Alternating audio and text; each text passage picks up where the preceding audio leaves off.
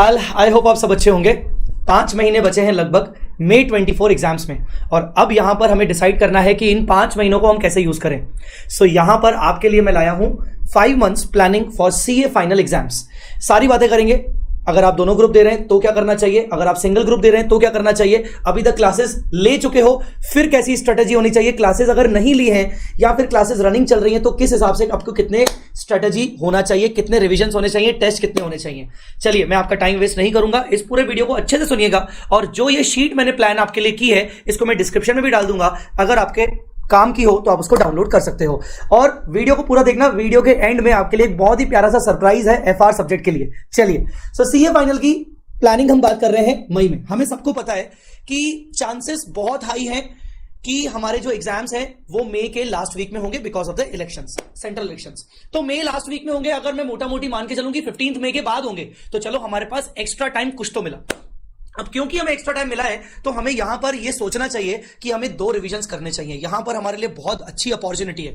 2 important opportunities आपके लिए इस बार आई है। एक तो आपका न्यू सिलेबस है, मतलब न्यू सिलेबस है तो अपने आप कहीं ना कहीं ऑटोमेटिकली कहीं ना कहीं हम कह सकते हैं कि शायद चांसेस ये है कि पेपर इजी आएंगे। और दूसरी अपॉर्चुनिटी ये है कि हमारे एग्जाम्स थोड़े से लेट हो रहे हैं। तो 2 रिवीजन्स का आपको टारगेट सेट करना पड़ेगा।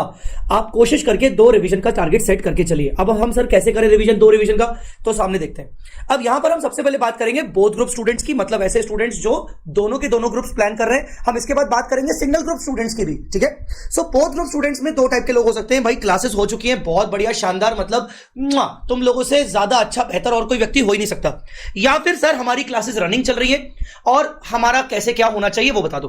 तो सबसे पहले तुम्हारी क्लासेस हो चुकी हैं तो फर्स्ट रिवीजन के लिए तुम्हें क्या होना चाहिए। देखो मैं तुम्हारे सामने ये टेंटेटिव नंबर ऑफ आवर्स बता रहा हूं, इसमें तुम अपने हिसाब से प्लस माइनस कर सकते हो based on my personal experience, based on my contact with so many faculties. उसके हिसाब से मैंने तुम्हारे सामने ये प्लान रखा है।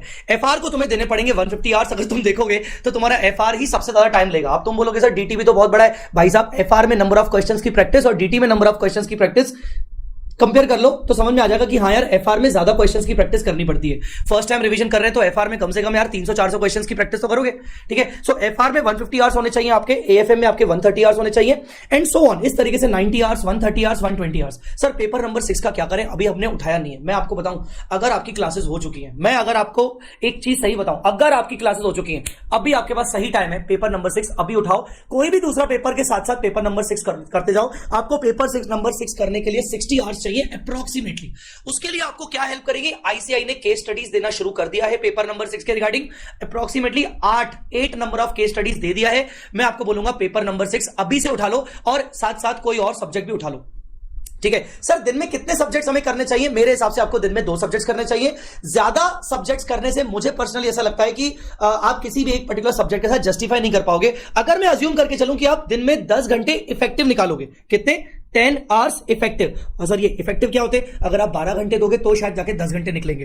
तो उस हिसाब से अगर मैं करूं तो आपके कुल मिला के 680 आवर्स होते हैं रिवीजन करने के लिए। और 680 को मैं number of hours in a day से डिवाइड करूं 10 आवर्स से तो टेंटेटिवली 68 आवर्स होते हैं। उसको भी मैंने खींच के 75 डेज कर दिया कि कभी मान लो आपकी तबियत खराब हो गई, कभी आपको मान लो रेस्ट करना है, ठीक है ना, कभी कुछ हो गया, तो इस वजह से 75 डेज मतलब 2.5 मंथ्स में तुम आराम से तरीके से तुम फर्स्ट रिवीजन कर लोगे विथ राइटिंग प्रैक्टिस। अच्छा एक बात याद रखना, फर्स्ट रिवीजन के बारे में, चाहे तुम कोई भी स्टूडेंट हो, चाहे किसी भी कैटेगरी में आ रहे हो, फर्स्ट रिवीजन के टाइम पर ही तुम्हें मौका मिलता है तुम मैक्सिमम से मैक्सिमम राइटिंग प्रैक्टिस कर सकते हो। सेकंड रिवीजन में तुम्हें मौका नहीं मिलेगा कि तुम्हें राइटिंग प्रैक्टिस करने को टाइम है। तो याद रखना फर्स्ट रिवीजन में जितना कोशिश हो सके हर सब्जेक्ट में राइटिंग प्रैक्टिस जरूर करना, चाहे वो एफआर के थियोरेटिकल क्वेश्चंस की क्यों ना हो। अब अगर तुम ये तरीके से चलोगे, 2.5 महीने में चलोगे, तो मुझे ऐसा लगता है कि तुम आराम से 1 मार्च से तुम सेकंड रिवीजन प्लान कर सकते हो। और 1 मार्च से सेकंड रिवीजन प्लान करना मतलब मार्च हो गया, अप्रैल हो गया और 15 मई, मतलब 2.5 महीने तुम्हारे पास फिर से हो गए, क्योंकि तुम दोनों ग्रुप दे रहे हो। तो दोनों ग्रुप के हिसाब से 2.5 months are sufficient for second revision in case of both groups, ठीक है ना। तो मेरे हिसाब से तुम इस तरीके से चल सकते हो, तुम अपना इसमें प्लस माइनस कर सकते हो। अब बात करते हैं सर क्लासेस हमारी रनिंग चल रही है या फिर हमारी कुछ क्लासेस पेंडिंग है। मैं आपको एक चीज कहना चाहूंगा, कोशिश करके अपनी क्लासेस को जैन मिड या फिर मैक्सिमम से मैक्सिमम जनवरी एंडिंग तक खत्म कर दो, ठीक है ना, खत्म कर दो। और मैं सच बताऊं, एक चीज बताऊं, बुरा मत मानना, अगर तुम्हारी 3-4 सब्जेक्ट्स की क्लासेस पेंडिंग बची है ना, 3-4 सब्जेक्ट्स की क्लासेस अगर पेंडिंग बची है, भाई साहब बहुत तकलीफ है। यहां पर एक बार किसी एक ग्रुप को पहले कॉन्सेंट्रेट करो, एक ग्रुप को पहले पूरा कंप्लीट करो। मैं ये नहीं कह रहा हूं कि दूसरे ग्रुप को मत देखो, पहले एक ग्रुप की सारी क्लासेस कंप्लीट करो, फिर दूसरे ग्रुप का सोच लेना कि जनवरी के बाद क्या होता है, या जनवरी के एग्जाम टाइम में आप एग्जाम के फॉर्म जब आएंगे तब सोचना कि मुझे सेकंड ग्रुप मतलब दोनों ग्रुप का फॉर्म फिल करना चाहिए, या फिर ग्रुप 1 प्लस पर्टिकुलर 1 सब्जेक्ट की एग्जामिशन के हिसाब से मुझे जाना चाहिए। ठीक है ना। पेपर नंबर 6 के एग्जामिशन के लिए भी जा सकते हैं। मुझे चांसेस लग रहे हैं कि पेपर नंबर 6 अच्छा आ सकता है, इजी आ सकता है। तो अगर तुम्हारी 3-4 सब्जेक्ट्स की क्लासेस पेंडिंग है, मैं आपको बोलूंगा कि पहले एक ग्रुप की सारी क्लासेस को पहले मैनेज कर लो अच्छे से, उसके बाद आप दूसरे ग्रुप के सब्जेक्ट्स को सोचना। इन एनी केस आपका जनवरी एंडिंग तक, किसी भी हाल में जनवरी एंडिंग तक आपका कोर्स दोनों क्लासेस दोनों ग्रुप्स का खत्म हो जाना चाहिए, अगर आप दोनों ग्रुप्स प्लान कर रहे हो। अब यही शेड्यूल मैंने यहां पर अगर रखूं तो मैंने हर किसी के नंबर ऑफ आवर्स थोड़े थोड़े कम कर दिए, 150 आवर्स के 120 आवर्स कर दिए एफआर में, एंड सो ऑन। इस तरीके से अगर आप देखोगे तो ये मेरा पर्सनल रिकमेंडेशन रहेगा आपको कि आपको फिर भी 525 आवर्स तो देने ही पड़ेंगे, considering 10 hours in a day. अब या तो तुम अपने नंबर ऑफ आवर्स बढ़ाओ, क्योंकि तुम्हें दोनों ग्रुप करने तो तुम 10 आवर्स इन अ डे मत पढ़ो, तुम 12 आवर्स इन अ डे पढ़ो, पर फिर भी अगर मैं 10 घंटे भी मानूं तो उसके हिसाब से भी तुम्हारे 55 डेज अप्रोक्सीमेटली, मतलब 60 डेज भी अगर मान ले तो 2 महीने तुम्हारे हो रहे हैं इस तरीके से जनवरी एंडिंग में क्लास खत्म होने के बाद, मतलब फरवरी और मार्च। तो तुम कुल मिला के मार्च एंडिंग तक फ्री हो जाओगे और तुम्हारा सेकंड रिवीजन हो जाएगा अप्रैल। ये भी तुम्हारे लिए सफिशिएंट है, क्योंकि अप्रैल का पूरा महीना और मई के 15 दिन मिनिमम, मतलब तुम्हारे पास मिलेंगे कितने, 45 डेज। 45 डेज को नंबर ऑफ पेपर, मतलब 45 divide by 6 number of paper से डिवाइड करें तो भी तुम्हारे लिए 7.5 दिन पर सब्जेक्ट बचता है। पेपर नंबर 6 को तो तुम वैसे भी कम दोगे, तो तुम्हारे लिए कम से कम अप्रोक्सीमेटली 8 डेज पर सब्जेक्ट तुम्हारे लिए बनता है। तो मुझे लगता है कि वो भी कहीं ना कहीं फेयर इनफ है फॉर बोथ ग्रुप्स क्लासेस, पर in any case January ending के बाद तुम्हारे क्लासेस नहीं होने चाहिए, याद रखना। अब बात करते हैं कि सर सिंगल ग्रुप स्टूडेंट्स के लिए क्या होना चाहिए। सिंगल ग्रुप मतलब हो सकता है कुछ स्टूडेंट्स का ऑलरेडी एक ग्रुप निकल चुका है, या उन्होंने एक ग्रुप अभी नवंबर 23 में दिया था, अब मई 24 में एक ही ग्रुप प्लान कर रहे हैं, या फिर अभी मई 24 में इन एनी वे वो फ्रेशर्स है पर वो एक ही ग्रुप प्लान कर रहे हैं। चलो अब यहां पर भी दोनों केस हो सकते हैं, क्लासेस ऑलरेडी हो चुकी है, भाई साहब तुम बहुत जबरदस्त सिचुएशन पर हो, तुम लोग दोनों ग्रुप का क्यों नहीं सोच रहे हो, देख लो एक बार। पर ठीक है, अब तुमने जो भी डिसाइड किया है कि तुम्हारी क्लासेस भी हो चुकी हैं, ऊपर से तुम सिंगल ग्रुप दे रहे हो, तो क्या होना चाहिए, follow the same as above. मतलब जैसा मैंने ऊपर वाला शेड्यूल तुम्हें बोला वैसा का वैसा फॉलो करो। इन लोगों को 75 डेज मैंने दिए, 2.5 महीने दिए, तुम भले 3 महीने ले लो, क्योंकि तुम्हारे लिए सिर्फ 3 सब्जेक्ट है, तो तुम तो भाई ये सेम फॉलो करो। पर तुम्हारे लिए एक इंपॉर्टेंट चीज ये है, मैक्सिमम राइटिंग प्रैक्टिस, मतलब जितना हो सके कूट कूट के राइटिंग प्रैक्टिस करो। जैसे एग्जांपल के तौर पर जो भी मेरे स्टूडेंट्स हैं एफआर के, मैं अपने एफआर में पहले से ही हर सब्जेक्ट में एग्जाम क्वेश्चन टिक लगवा लेता हूं। एग्जाम क्वेश्चन क्या होते हैं कि एग्जाम टाइम में जब आप रिवीजन करोगे फर्स्ट टाइम, तो वो सारे एग्जाम लेवल के क्वेश्चंस आपको राइटिंग प्रैक्टिस करके देखने हैं। तो आप राइटिंग प्रैक्टिस करके देखिए मैक्सिमम से मैक्सिमम, क्योंकि आपके पास अच्छा खासा टाइम है। बाकी आप पूरा का पूरा शेड्यूल ये वाला फॉलो कर सकते हो, आपके पास सेकंड रिवीजन के लिए कंपैरेटिवली ज्यादा टाइम बचेगा। और यहां पर आप प्लान करो भैया एग्जामिशन, कहां जी रहे हो रे, तुम लोगों को पास नहीं होना है, तुम लोग दे रहे हो सिंगल ग्रुप, और ऊपर से तुम्हारी क्लासेस भी हो चुकी है। अगर तुम्हारी एग्जामिशन नहीं आई तो क्या यार मतलब ऐसे करने का, तो एग्जामिशन का प्लान करो। दूसरा, तुम्हें सिंगल ग्रुप देना है पर तुम्हारी क्लासेस अभी तक नहीं हुई है, या फिर कुछ क्लासेस चल रही है और कुछ क्लासेस बची हुई हैं। किसी भी तरीके से अपनी क्लासेस 15 फरवरी तक कंप्लीट कर लो। 15 फरवरी तक भी अगर कंप्लीट कर लिया तो भी तुम्हारे पास अच्छा खासा टाइम है। पता है क्यों? क्योंकि तुम सिर्फ 3 सब्जेक्ट दे रहे हो। 15 फरवरी के बाद तुम प्रॉपरली फर्स्ट रिवीजन को स्टार्ट कर सकते हो, और फिर भी तुम वैसा ही रूल अप्लाई करोगे, ये वाला 75 डेज का, तो भी तुम मार्च एंडिंग तक कंप्लीट कर लोगे अपना first revision properly with writing practice in 75 days. उसके बाद तुम अपना सेकंड रिवीजन आराम से उठा सकते हो। तो देखो, मैं आपको ये बोलूंगा कि पूरे 5 महीने का मत सोचो, आप सिर्फ फर्स्ट रिवीजन का सोचो। डेडलाइन को ध्यान रखो कि हाँ यार मेरे लिए डेडलाइन क्या है, मेरे लिए डेडलाइन है 1 मार्च, मतलब फर्स्ट रिवीजन मेरी कंप्लीट होना चाहिए फरवरी एंड तक। मेरे लिए डेडलाइन है इस केस में 1 अप्रैल। तो अपनी डेडलाइंस को ध्यान रखो, ये शीट आपको मैं डिस्क्रिप्शन में दे दूंगा।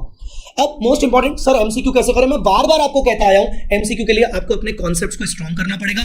कॉन्सेप्ट्स के नॉलेज के बेसिस पर आप एमसीक्यू आराम से कर लोगे, और मैं ये चेक कर चुका हूं, आईसीआई ने बीओएस ऐप के अंदर जो एमसीक्यू डाले, अगर नहीं है पता तो अभी डाउनलोड कर लेना बीओएस ऐप, उसमें अपनी बेसिक डिटेल डालोगे तो तुम्हें दिख जाएगा कि कौन कौन से एमसीक्यूज आ चुके हैं। वहां मैंने देखा तो अच्छे एमसीक्यूज हैं, बट कॉन्सेप्चुअल बेसिस पर ही है, तो आराम से बच्चों से बन सकते हैं। तो उनकी प्रैक्टिस करना स्टार्ट कर दो एमसीक्यूज की। जब मैं अपने खुद के एमसीक्यूज आपके साथ डिस्कस करूंगा, मैं जब डिस्कस करूंगा तो सॉफ्ट कॉपी में आपको एमसीक्यूज प्रोवाइड कर दूंगा और अलग से डिस्कस भी करूंगा यूट्यूब पे। सर टेस्ट हमें कितने देने चाहिए? मेरा पर्सनल रिकमेंडेशन है कि अगर तुम्हारे पास सफिशिएंट टाइम है, जैसे इस केस में तुम सिर्फ सिंगल ग्रुप की क्लासेस दे रहे हो, क्लासेस हो चुकी हैं, तुम बोथ ग्रुप्स की क्लासेस दे रहे हो, तुम्हारी क्लासेस हो चुकी हैं, तो ऐसे केस में तुम्हें चैप्टर वाइज या पोर्शन वाइज टेस्ट में जाना चाहिए।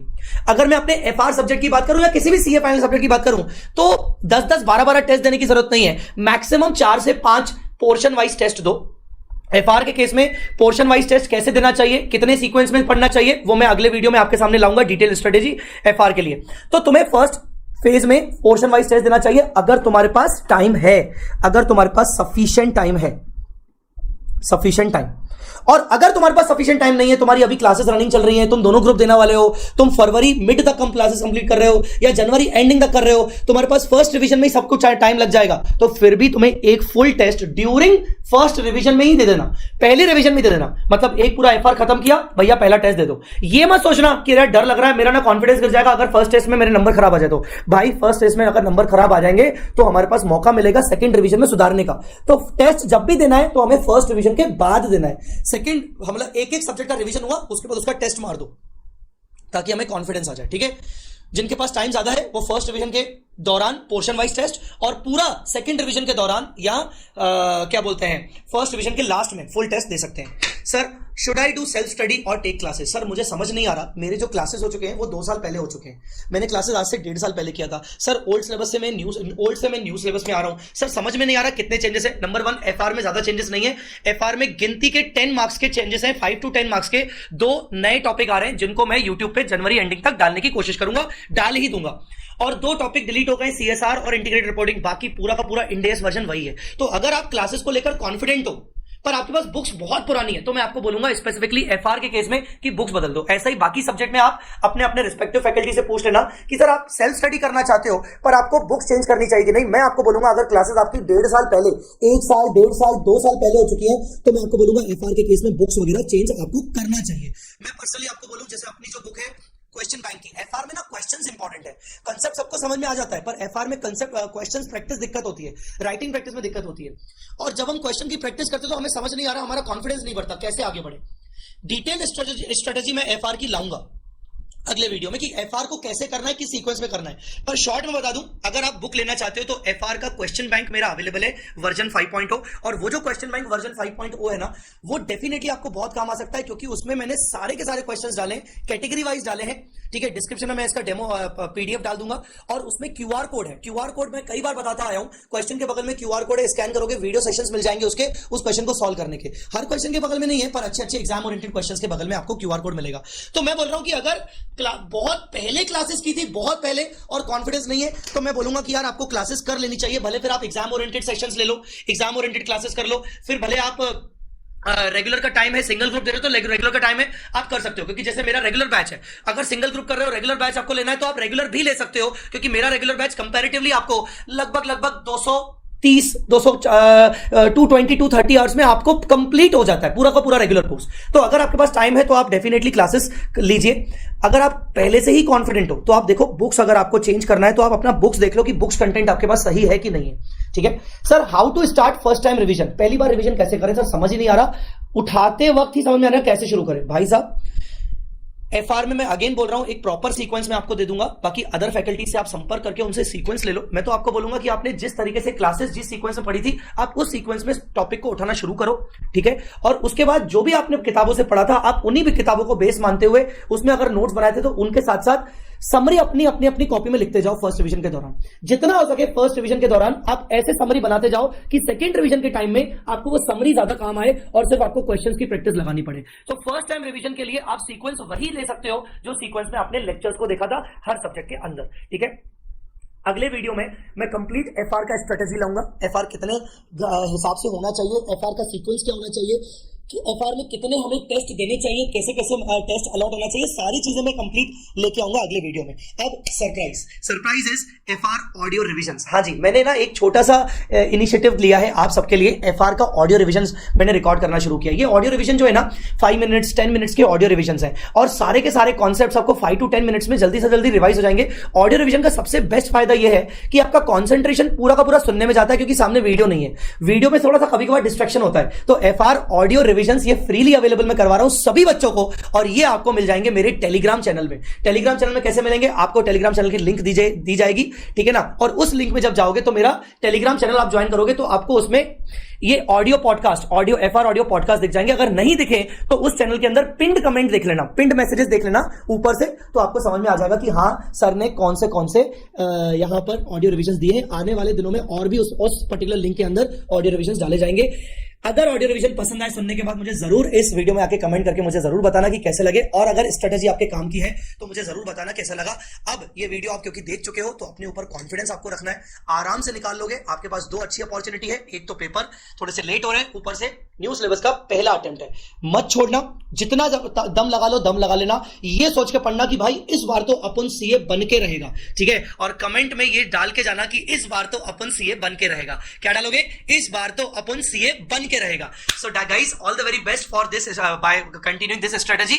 अगले वीडियो का जरूर वेट करिएगा, तब तक आप इस चैनल को सब्सक्राइब करके रख सकते हो क्योंकि बहुत बहुत बहुत सारा कंटेंट अब आने वाला है आप सबके लिए। Thanks a lot guys, thank you so much, all the very best.